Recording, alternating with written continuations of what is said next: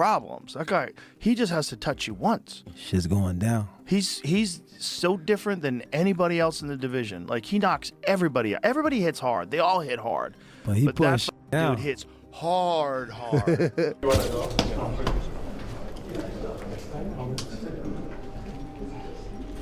Robert, oh, sorry, when you're done. Yeah, so them ones with the A, Robert. Okay. Yeah. We send it. Answer. Anthony Joshua is Olympic champion. First. Jack Paul, it's sportsman, YouTuber, showman. Rolls Royce, Fiat. Joe Rogan has never been shy about sharing his thoughts. His recent reaction to Anthony Joshua sparring with Oleksandr Usyk before Jake Paul's fight shocked the combat sports world.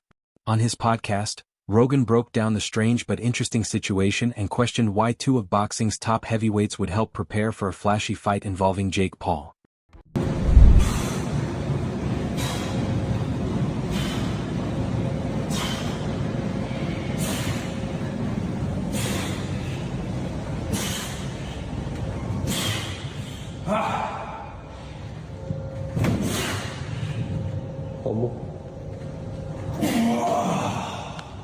Need to get stronger.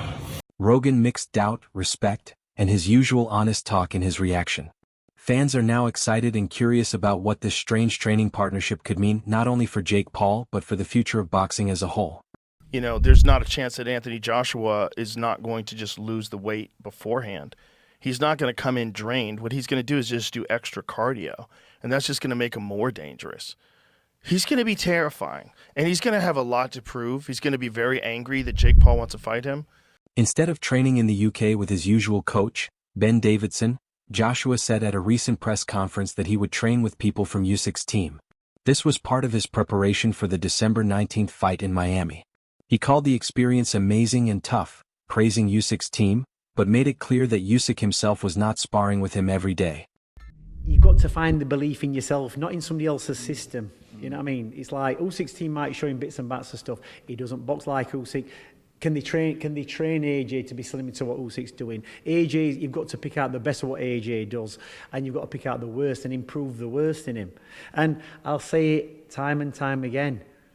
For me, the best trainer he ever had was Robert McCracken. It might not be what people want to hear, but he had him from the stages in the amateurs, from being a young mind, brought him through, guided. He had a good view of what the competition was out there, where to put him, you know, where to manoeuvre him, when to take fights, when not to take fights.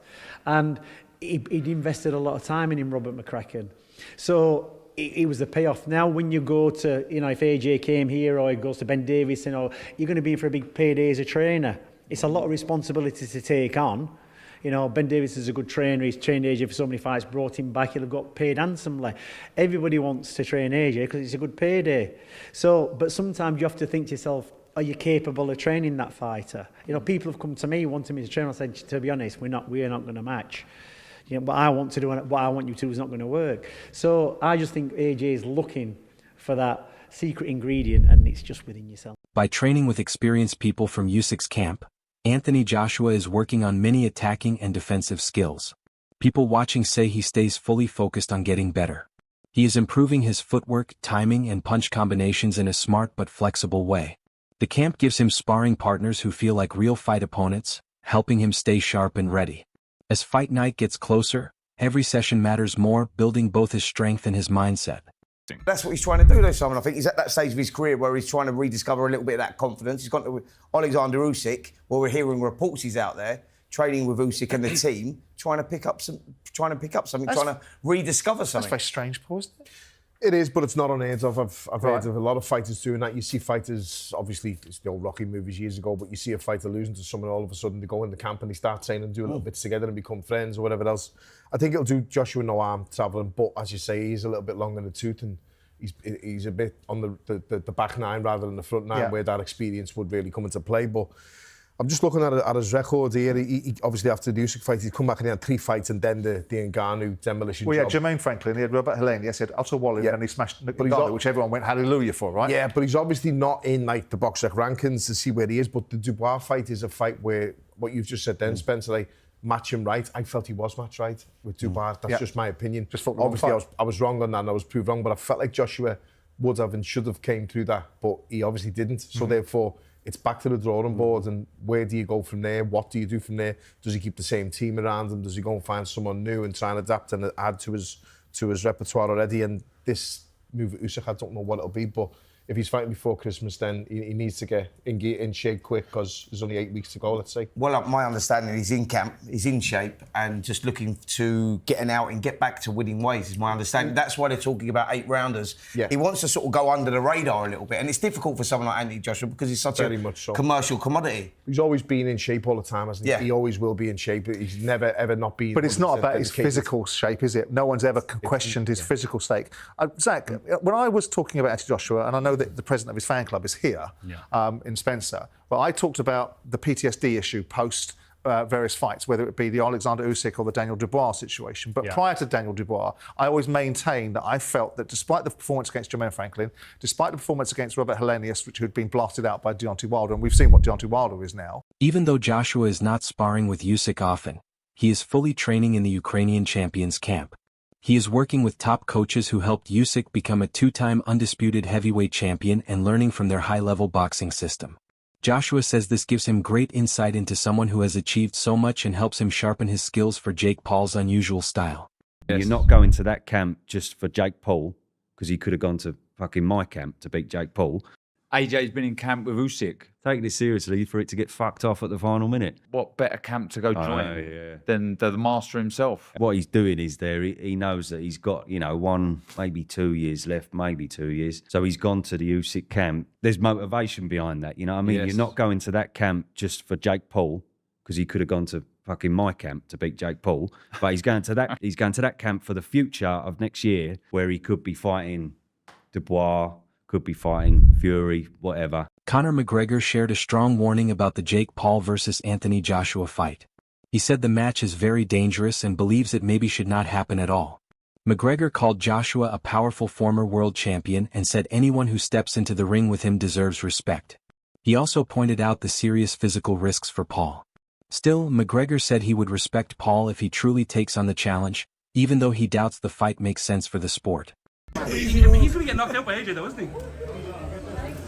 If he makes that walk, you've got to give him his respect for that. It's very dangerous, It seems like Netflix are all over him. It's a dangerous sport, and you can't overlook that. And Joshua's a big boy and a powerhouse. I've sat ringside and watched Joshua. That's a heavy punching man, and he's a happy and he's a good kid. He has an anger in him. He has a darkness in him, does Anthony Joshua. And I don't think a lot of people suss that. So, the fight shouldn't go ahead. In my opinion, the fight shouldn't go ahead.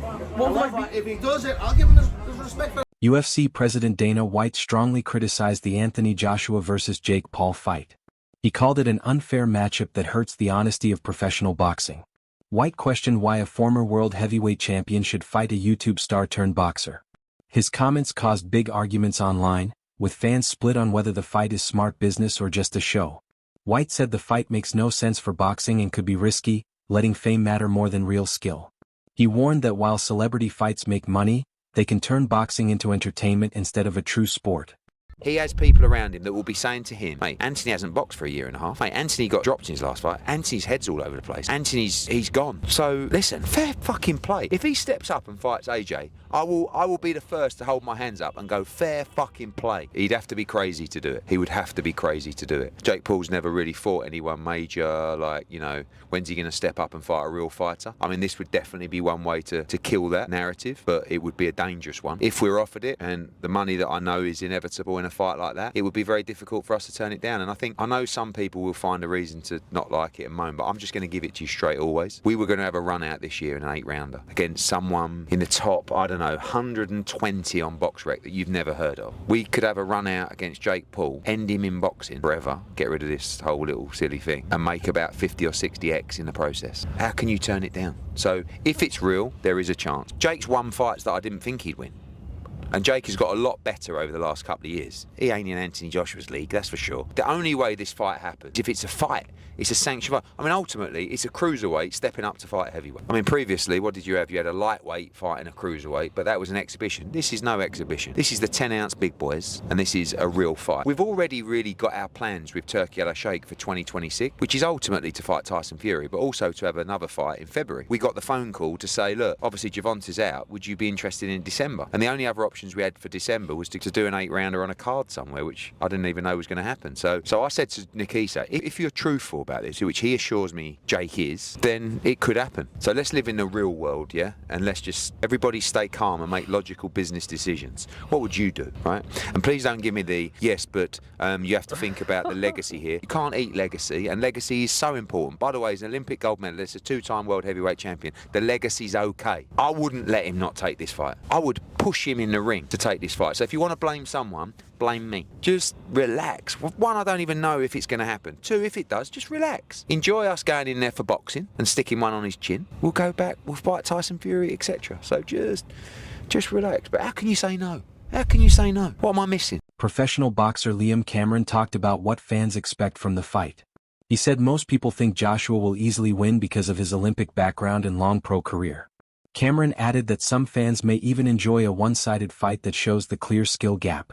This puts pressure on Jake Paul to prove he can adjust, stay strong, and entertain. Cameron explained that fan expectations matter a lot in crossover fights and affect both promotion and how fighters perform. He also said that people who dislike Paul expect Joshua to take care of him, but he still gave Paul credit for stepping into the ring. Do you know if you don't like Jake Paul, AJ is going to do you a favour because he's going to flatten him. But big props to that Jake Paul for getting it ring with him. Listen to this, he's a multi-millionaire. Multi-millionaire. You don't have to box. And he's fighting him. He's either a madman or he knows something we don't know. But people like saying, oh, I won't take this Jake Paul fight. Listen, every boxer on the planet would fight Jake Paul. For money. I'd fight Anthony Joshua for money. I'd get flattened, but I'd fight him. So yeah, I think people sometimes have to watch what they say and think about it. If I were going to get 100 million. Boxing analyst Joey Knight gave a strong warning about Jake Paul's reasons for taking the fight. He said Paul is mostly chasing attention and viral moments, not a traditional boxing career. This doesn't mean Paul isn't training or serious, but it places the fight more in the world of entertainment boxing. Knight pointed out the clear difference between the fighters. Joshua is focused on skill and legacy while Paul wants exposure and fans. This contrast makes the fight harder to predict and adds more drama to the story.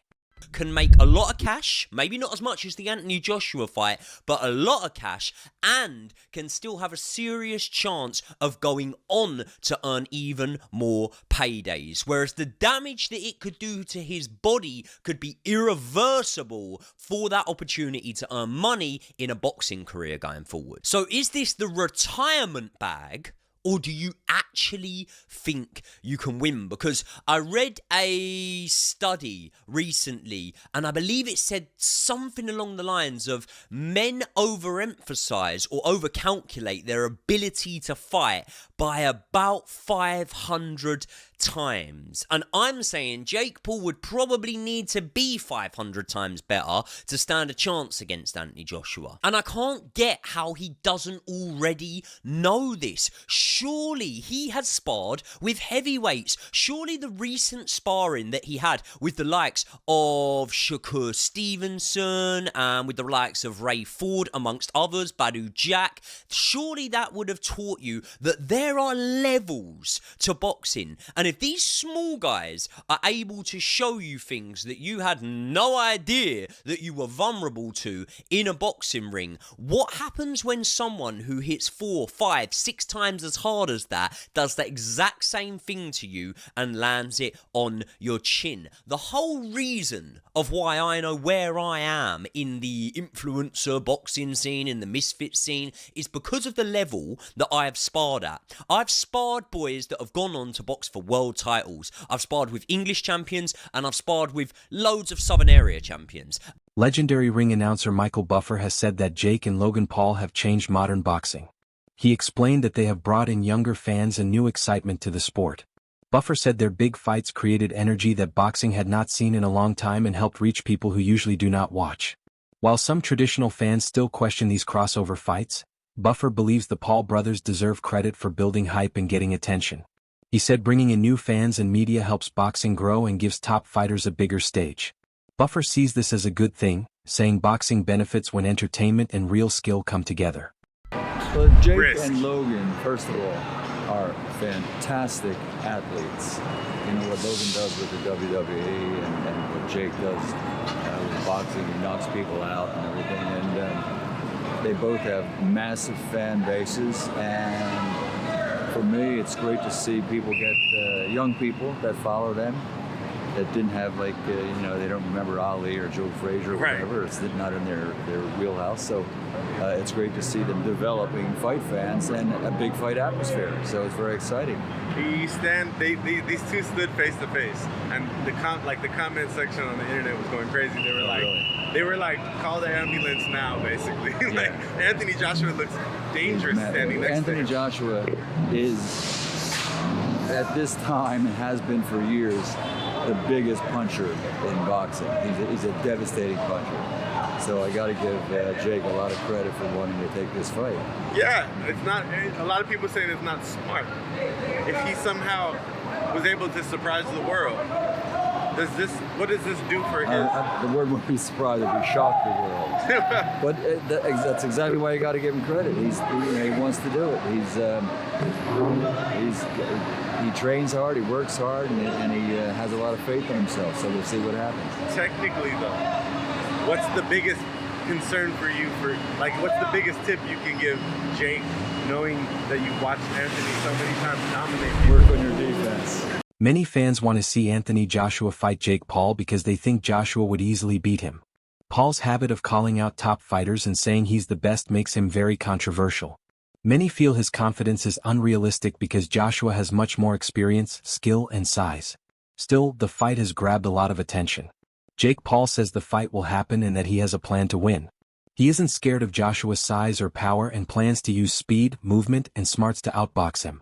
Paul even predicts a knockout around the 5th or 6th round, saying he can dodge Joshua's big punches. He has trained hard, sparring with strong fighters to get ready and build confidence for one of the biggest fights of his career. For entertainment purposes, and I can do a little bit of everything. So I can be the heel, the villain, I could be a jackass, I could shit talk, I could be investor, businessman, CEO, boxer, whatever it is. You know the drill. The current state of modern entertainment, you got to do it all. You got to play across the board and be good at all these things. But I've been in this game for 12, 13 years now, and seen a lot of people fall by the wayside. But me and my brother have just worked hard and been super calculated and know what we're doing in this space. I think the work ethic is obviously absurd, and you guys are a couple of Ohio fucks at your core, so we have massive respect for that. But obviously talent and having to understand where the world is going is a forethought that not a lot of people have in history. You're a trailblazer, you know that. Now let's get to your boxing career. You've been very, very, very upfront about how you want to be a world champion. You focus your entire life to boxing, it seems. We've seen you in other eras and chapters of your life where you're doing a lot of things. Then you turned your focus fully to boxing. You said boxing saved your life. You fell in love with it. Now you're taking on a guy who has done the same thing with boxing for most of his life. He has loved it. He has invested in it. He has fought the greats. He's been in the biggest fights. He's been champion. I think a lot of us were very surprised that this would be happening. How do you feel just a few days out? And what went into the decision to fucking fight Anthony Joshua? Yeah, look, to me, I see a lot of paths to victory in his style, and styles make fights. We all know that. He's lost to guys who are shorter mostly and lighter mostly, and faster than him. I see holes in his game. I see punches that I can land that can hurt him. Is Joshua training with Usyk's team the surprise Paul didn't expect? Or does Paul's confidence and unusual style give him a real chance to win? Share what you think in the comments below.